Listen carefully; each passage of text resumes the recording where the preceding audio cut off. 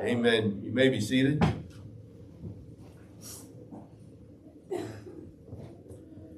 I promised last week a question for you guys to ponder about, to think about, and I'm going to ask a similar question to you ladies. And what I'm going to ask you to do is not confirm or deny if you talk about the answer with each other. Because I think the ladies are more accurate with this one than the guys are. And they're not the same question, but I think women have more insight into relationships than guys do. So ladies, you're first. Here it is. Why don't men go together to the bathroom? Ladies understand that one better than men would think they do. But ladies, share with the men what you think is your reason for that. But don't ask them to say yes or no, okay? We'll get into this next week. Why not? It's a challenge now. Come on, let's see who gets the best answer. And guys, yours is this. Why do women go to the bathroom together?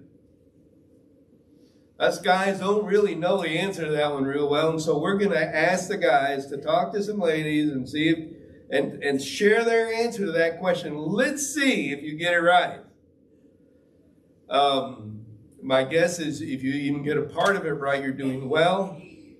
But there's more than one part to that answer. That's the only hint I'm going to give you. And it's both ways. There's more than one part to the answer. We're going to get to those next week. And you're going to be hopefully encouraged by your insights this week. So talk about that. And we're in this Turf Wars series. What we're talking about are dynamics between male and female, how we relate to each other. And it's really important. And I'll tell you why.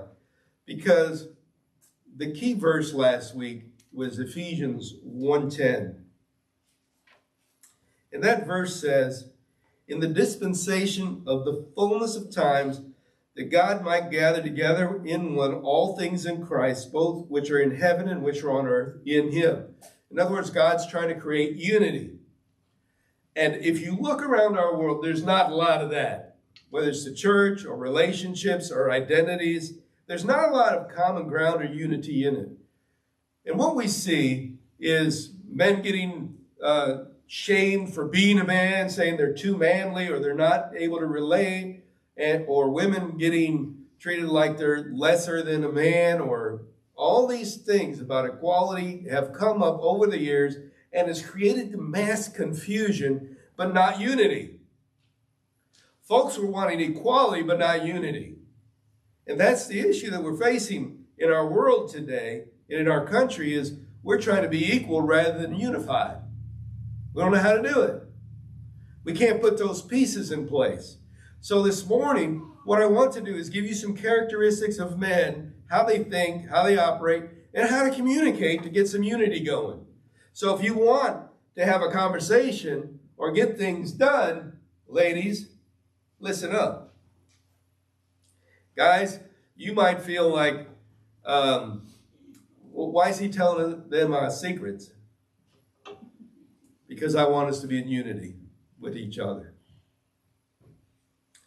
Yeah, maybe you want to know how a man thinks. Guys, we know how we think. And this is just going to be like resonance for us. And you can tell me later if you're the same as most other men I know, including myself.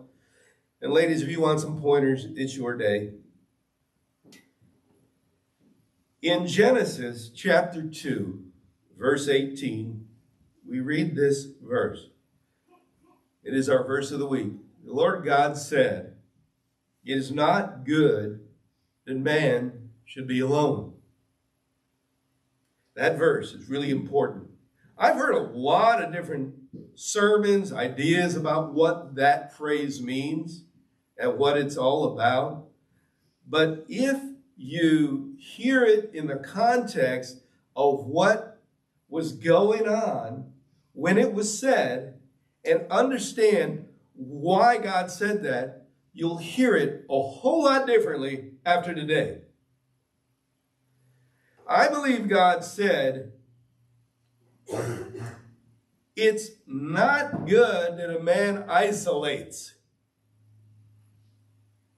that he's alone. Now, if you look in this passage, he's given him all the beasts of the field, the garden to tend and keep, the beasts of the field to name, and all this other stuff. And he's just said, I'm going to give him somebody to help him. So he names all these animals and gives them identities and titles. And God looks at what he's done and says, those aren't his comforter. They're not comparable to him at all. I thought maybe he would find comfort and companionship with the animals. But he said it didn't work. Because he even said in verse 20, Adam gave names to all of the cattle, birds of the air, every beast in the field. But for Adam, there was still not found a helper that was comparable to him.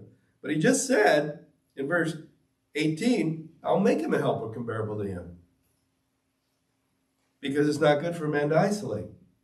So he gave them names. Listen to this, a dynamic. A man gave them names, tended the garden, kept it, so that he would take ownership by naming it. So once you name it, you feel connected. God knew that. Once you know somebody's name, you feel more connected. If you go, hey, you know, it could be anybody. But if you have a name, first name basis with somebody, you know a little of their character. And so God thought, well, he's naming all of them. He's going to have some relationship and character here. He did not find someone that was even comparable to make him feel like he didn't have to isolate. So what a man did is he looked at everything God gave him and decided to tend and keep it. God tried with the animals to give him something who could help him learn and grow in areas that he didn't know how to relate. But it didn't work. And here's the thing. When God created Adam, he created, this is the first answer, he was created and designed to work alone. Do you understand? God put him in this garden, taking care of everything. He's alone. There's nobody helping him. He doesn't have a need in that relationship to know how to talk to somebody. God didn't need to hardwire that into him. What he needed was how to plan, to tend, to keep, to control, and guide, and make sure everything fit. And he had a lot of work to do. And what God said is, the man is isolated in his work. And what's unwritten here is God saying, he's isolated from me. He's isolated himself from me. He doesn't know how to relate to me. He's too busy. So God wanted to give him somebody similar in nature, but with relational qualities to complement him and help him learn what that skill's like. A part of relating to someone like him, which he doesn't intrinsically know how to do, because a relationship is not something you get done. Guys, relationship isn't something that's ever done. It's ongoing maintenance. And we sometimes go, gosh, how much maintenance I got to do on this stuff. When you buy a house, folks, you got maintenance. When you rent it, the landlord does, but somebody's got to maintain it. So when we are involved in a relationship, guys, it's maintenance. It's not a task we get done and then we wait. We got to continue to maintain. We don't think like that in relationships. We think of it as a task because that's how we're wired, guys.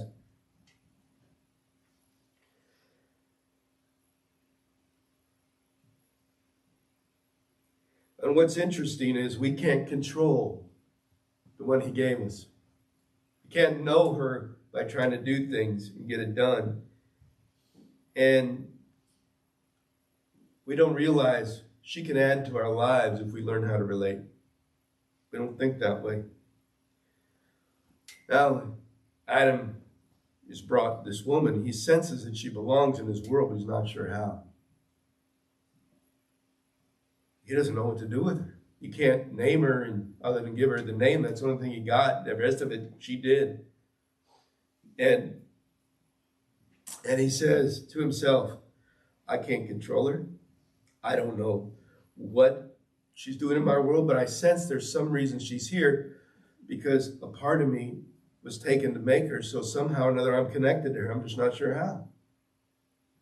I don't know what it looks like. Totally confused in this. He just knows she belongs, but doesn't know how. So she's going to bring something to the relationship, and she's going to need this. She's going to need patience. She's going to need tenderness. She's going to need compassion. She's going to need heart. Not only that, she's going to need long suffering. Because this guy's going to be slow to learn, stubborn, maybe not even willing to listen. And she's going to need an awareness of how things connect and fit together in her world and his. That's a lot. It sounds like a mother almost, you know. She's going to bring what he doesn't have to complement him. Of course, he's not going to acknowledge that he needs it. See, it was good, God said, that the way he created man, they got things done. That was good. Nothing wrong with that.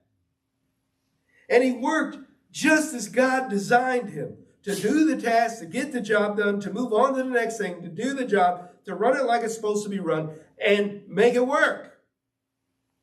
Guys like that. It feels good to us. But it was not so good when we neglected the most important relationship, which was God. Because God was a thing to do. Well, I prayed. I'm done with God today. Most men tend to still do that today, to put God as a thing to do. And we do that in most relationships, a thing to do. On the list somewhere. To appeal to a man's nature, you got to give him a challenge. And so if you want to connect, here's what you do. Find one thing that you can do together on his list. That's the first thing. Find one thing you can do together on his, not yours. Don't say, here's all these things I need done. Now let's do this together. But say, what's one thing I can do to help you on your list? He's going to feel loved when you do that.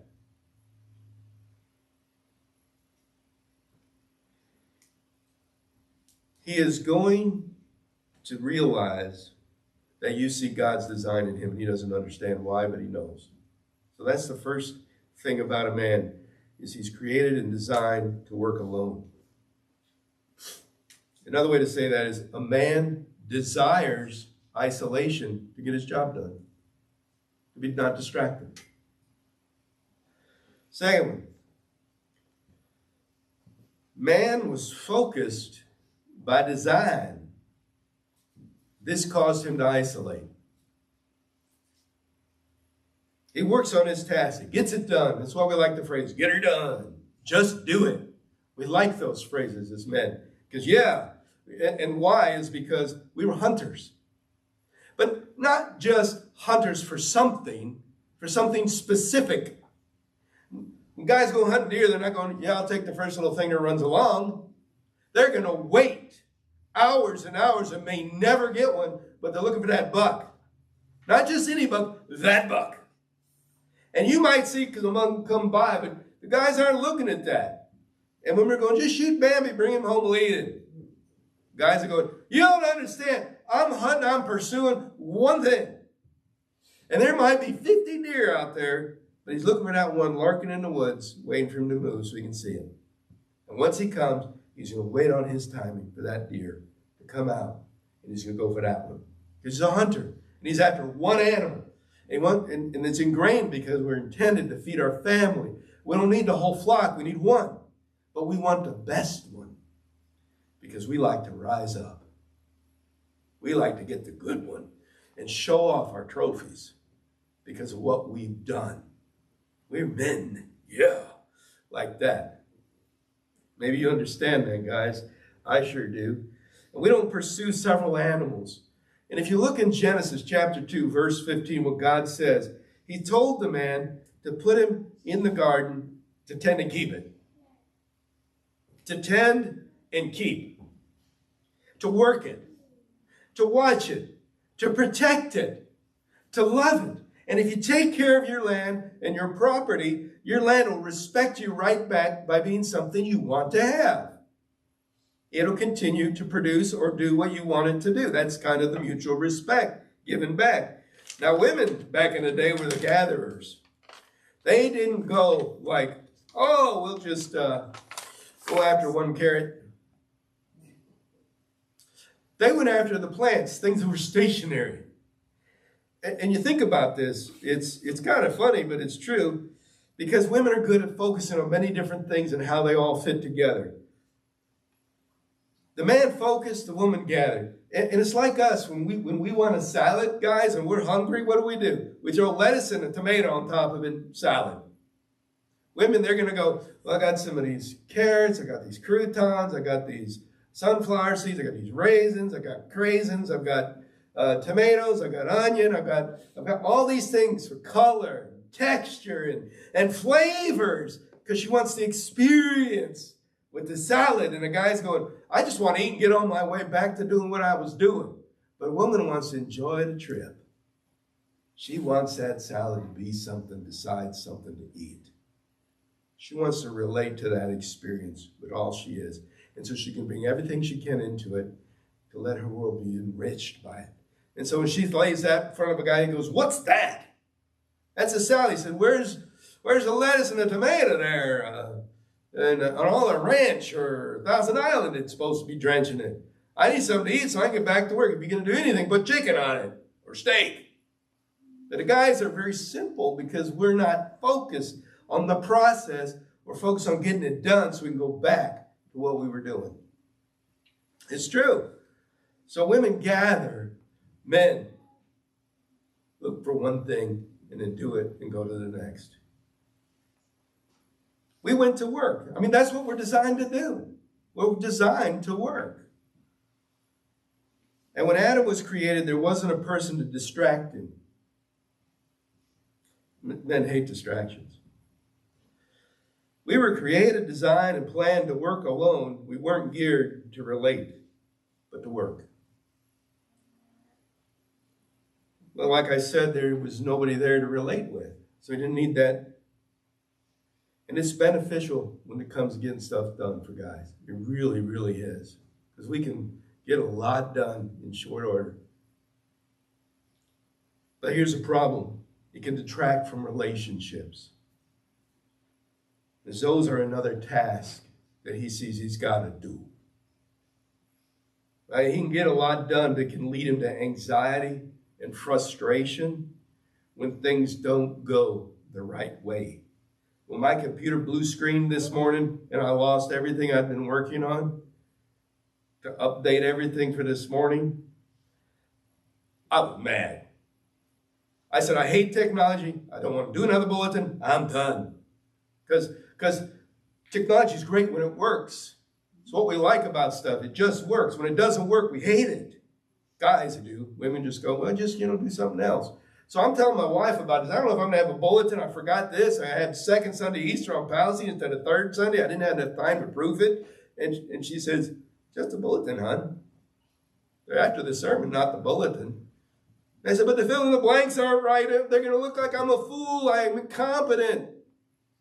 She goes, no, they're not.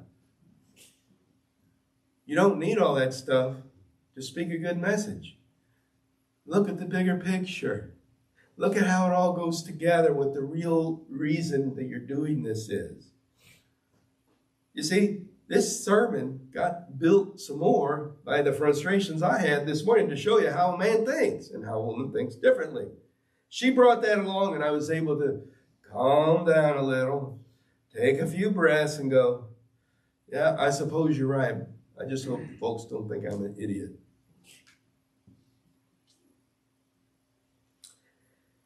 See, delays, interruptions, and other things like that wear us down gradually to the point of anger or refusal to even continue to work on the task or focus. You'll see a guy working on something for hours and it doesn't work. You'll take a sledgehammer and just hit it. Why'd you do that? Because it wasn't going to work anyway. It's always stuff like that. That's that frustration. You guys know what I'm talking about. Come on. So it's important when you're talking to a man to check his mood before bringing up an involved discussion. If you want him to feel cared for, find a way to challenge him. To to make him have to step up and earn something or prove something.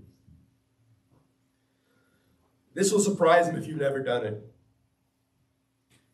The key here is to make sure it's a real challenge that he wants to accept and it fits in.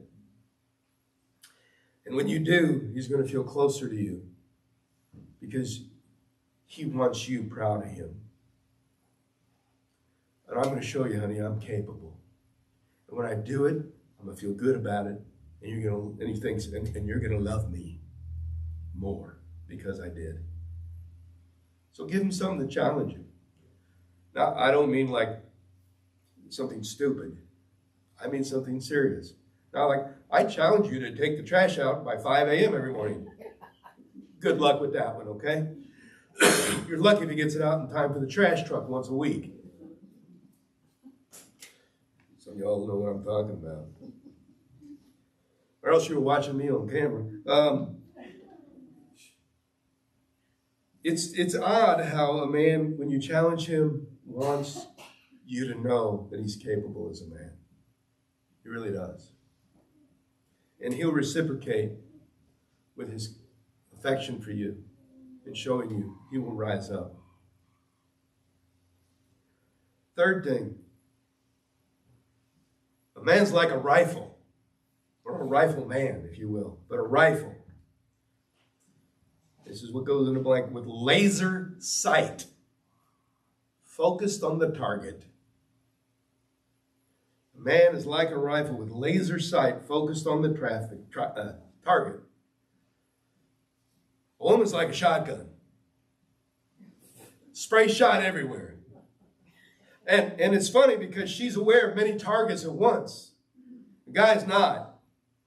He can spot a specific type of animal, like I said, in the trees and go after it.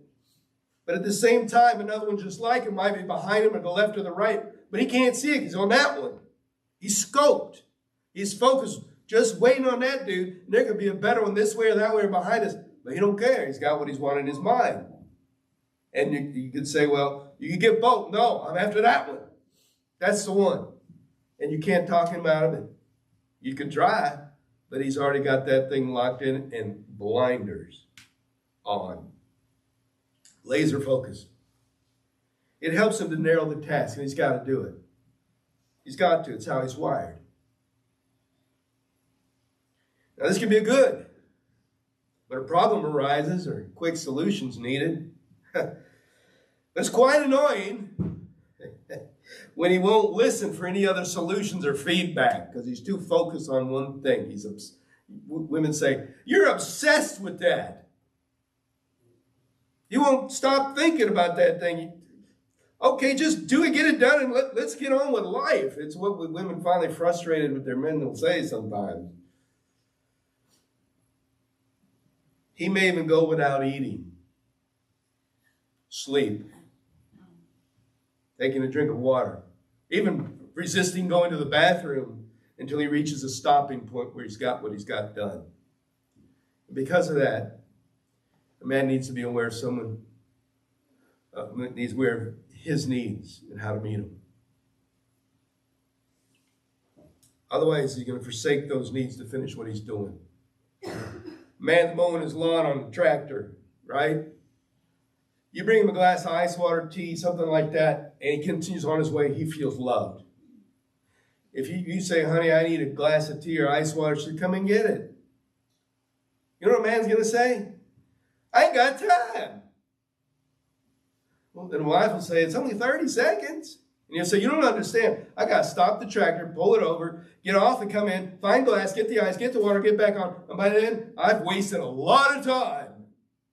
Well, you can just bring me one and be done with it.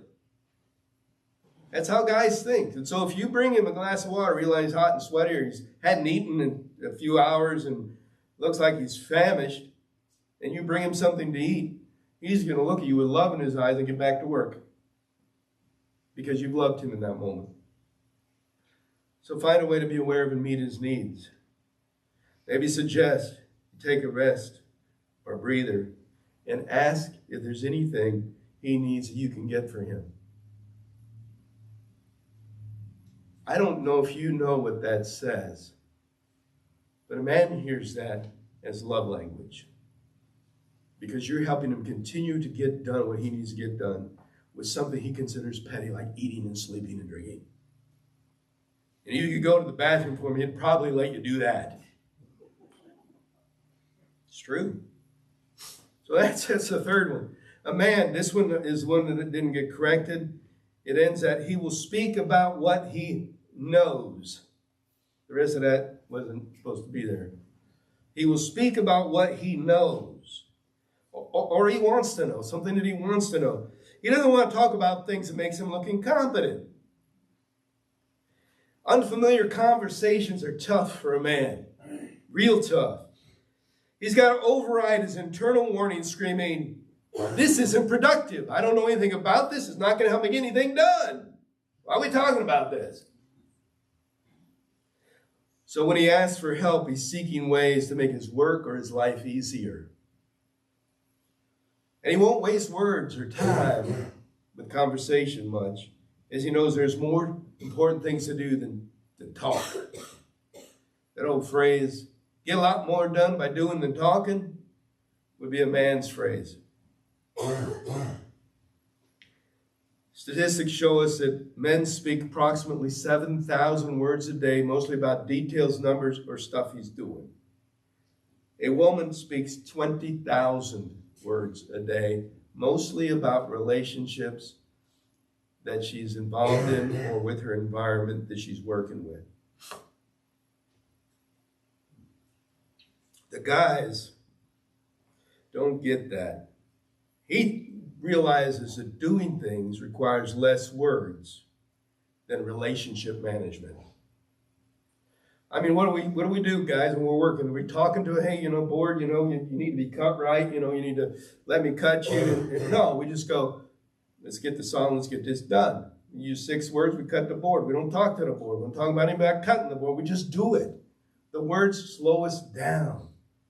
And that's why we don't have a lot of them to use. The ones we use are precious, really precious to us. And so we only talk about what we know. What we know. Or we think we know, right? So if you want to talk to him, appeal to his knowledge and his wisdom. And he will talk readily about that because he's competent with that. An understanding soul is going to cater to his knowledge and pique his interest in what's important. So lay out the benefits for him of your idea before you go into what you want to talk about. How it's going to help him. And if you really want to get him to listen, ask him for his advice first, even if you know he knows nothing about it. I'm going to show you how this conversation goes.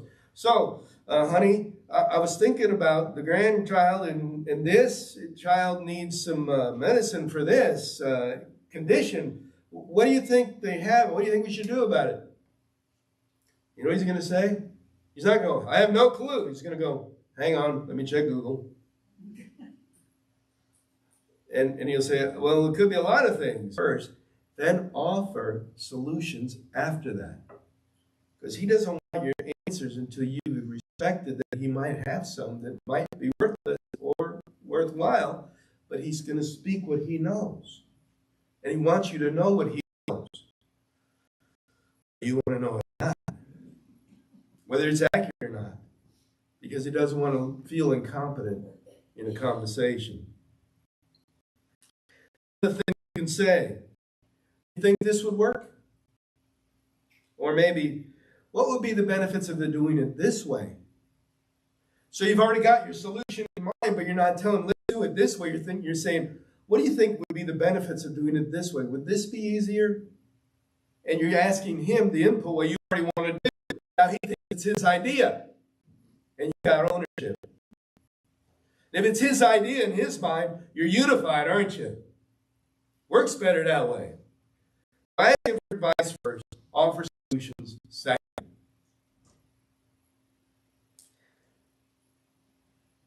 The fact is, as number 5 says, finishing task makes him feel satisfied. There's something, I don't know what it is. There's something inside of me, and I think most men, and we get something, we go, ah, yeah, that's good, man. I'm proud of that. And it's just this joy comes out inside of us when we feel complete in that moment. Something well done.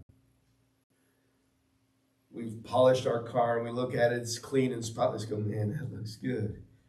And it just resonates, right? It makes us feel satisfied. And in that moment, then we can refocus, which is that second fill in the blank. They're able to refocus on something else, on the next thing. But for a moment, we take that satisfaction for a few, and then we go to the next thing. But we don't like distractions when we're working on something intently. Not until we get to that point where it's done. So if we're asked if we can talk about something, we don't like to be rude, to refuse to talk about it, or short with our responses, but we often are. Because of this, the way we're wired, that we want to get it done and distractions aren't going to help. And the timing is not where our mind is on what you might bring to us. He's got several tasks going on, and this seems like there's something wrong inside of him if he doesn't get them done.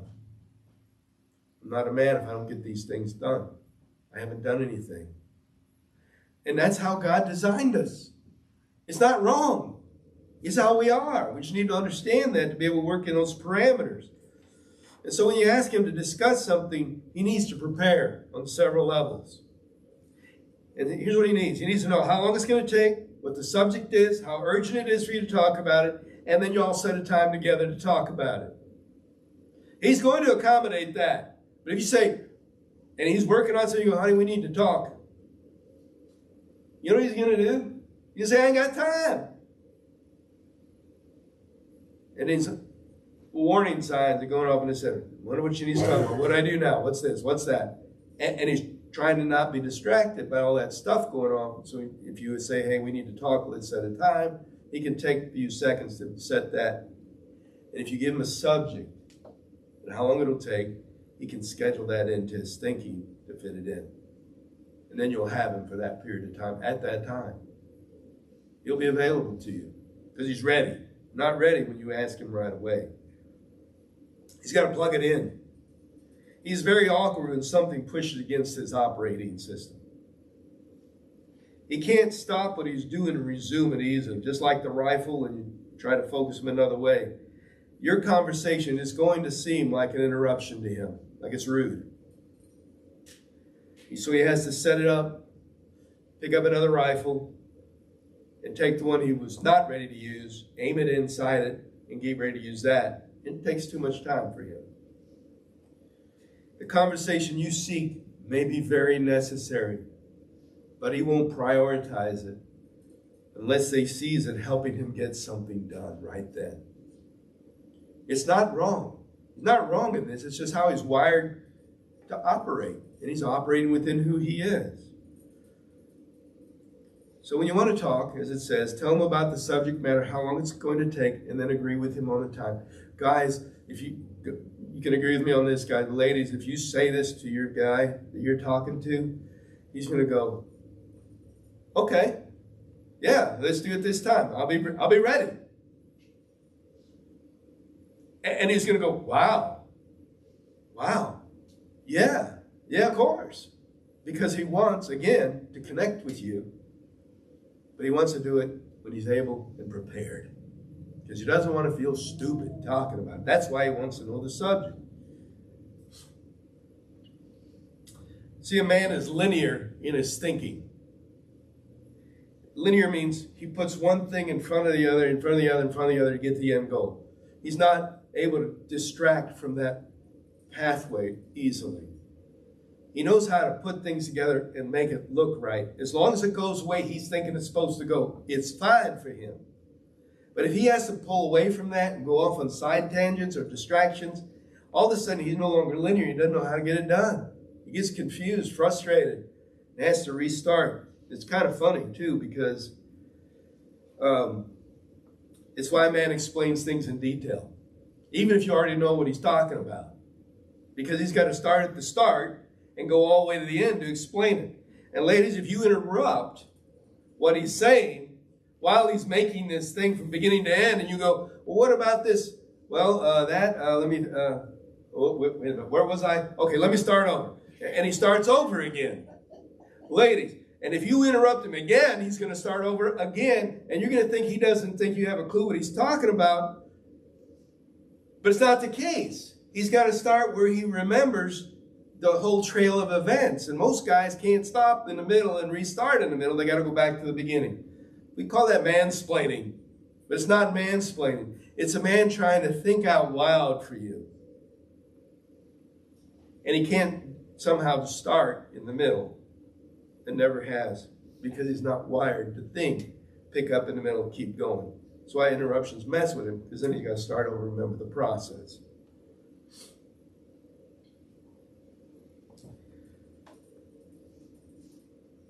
The sixth one, it's the word willingly is supposed to be unwillingly. A man unwillingly talks about something he feels.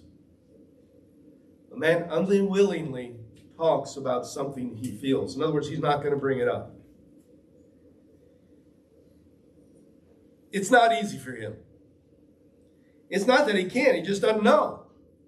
You ask a group of men, how you feeling? I don't know. Happy, I guess. They have to guess. Because they're not thinking about how they feel throughout the day. They're thinking about getting stuff done. When you get something done, I feel good, I got stuff done. But how do you feel? I don't know. Good, I guess.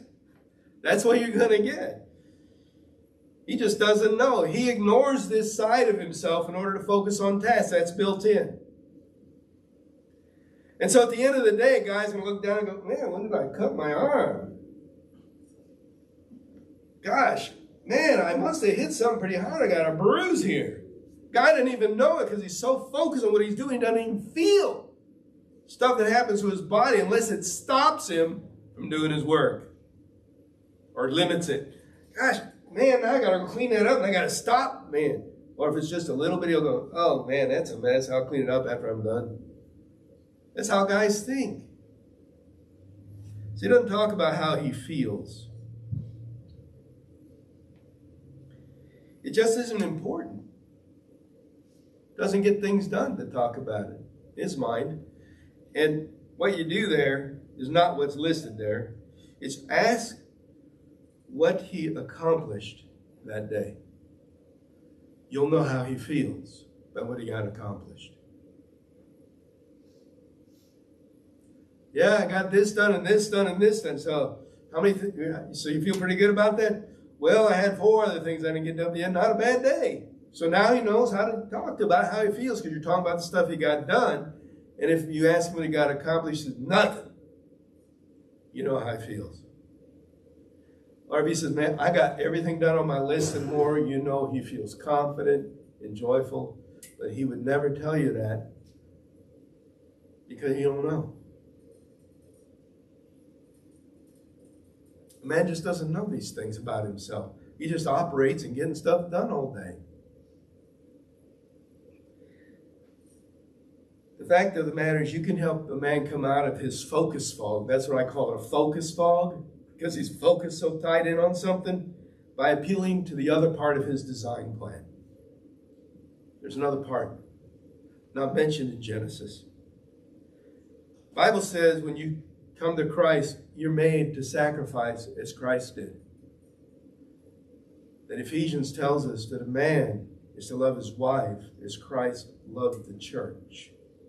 But he won't do that until Christ is alive inside of him and Christ is love and begins to teach him that love of his partner, his wife, is important, is crucial. And now he feels awkward when he doesn't know how to do that. He doesn't understand because it's not wired into him otherwise, and it's new to him. That's why you need patience with him. In this part that God puts in him to make him sacrifice as Christ did for the church, for his wife, or for the people he loves, it's the part that makes a man go to war and be willing to die for his country. It's the belief that he's made a difference for or saved somebody that makes him feel like a true man. It's what heroes are made of, that part that says, I'm willing to sacrifice my life for yours. In great moments of urgency, this comes out in a man. Heroes are born in those moments. It's what draws men to become men like that and be heroes themselves and causes women to deeply love men like that. Encouraging him to rise and be great is one of the greatest gifts you can give him. To be that man with Christ in him. To rise and be great is one of the greatest gifts. Tell him the gifts of God you see in him. Give him examples of how he's made a difference in the world and in your life and in your family. Respect his sense of being a man, and he will continue to earn it. Encourage him to pray for you over and over you. And you will hear his true heart, because man speaks what he knows. He won't pray, well, I hope she has a nice day. What he's going to say is, I love my wife, God, love her through me. Because it's what he knows, but he doesn't understand it. And if he prays for you and prays over you, you will hear what he knows about himself, about his relationship with God and you. Encourage him. Always encourage him. Because a man's facing his own battles of not getting enough done. And when he doesn't get enough done, he doesn't feel like he's pleased his family or made a difference in the world. And he feels like he doesn't belong. And he needs reminded, you're a part of us. You do belong. You matter. Remind him that he is unified, as Ephesians 1:10 says. That he is the man that he's supposed to be, not some other man that other people tell him that he's supposed to be. That he's the way God designed him to trust that. These are the 6 things a man is. A man desires isolation. A man likes to focus, work on task, and get it done. Man's like a rifle with laser focus on his targets to get done. A man speaks what he knows.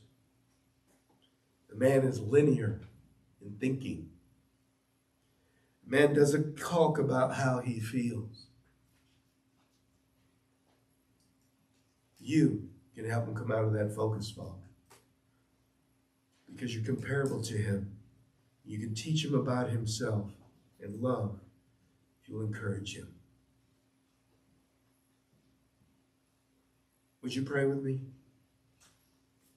Gracious Heavenly Father, it's so difficult sometimes to see unity in our world because we're all focused on other stuff, wrong stuff. But you said in the fullness of time you would gather to one all things in Christ. And that means our relationships, who we are, our identity has to be starting there and ending with Christ, which brings to us the parts of us that weren't there when man broke relationship. God, have mercy on us as we learn and grow together, and help us to be patient with one another. Thank you for that. Amen.